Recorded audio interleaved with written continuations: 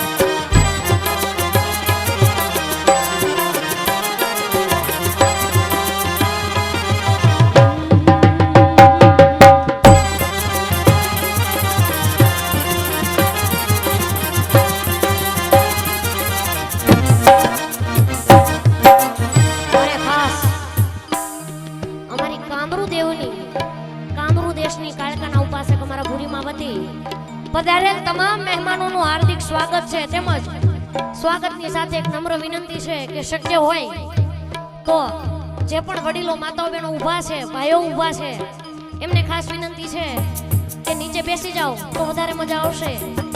એક નમ્ર વિનંતી છે કે નીચે બેસી જાઓ તો વધારે મજા આવશે.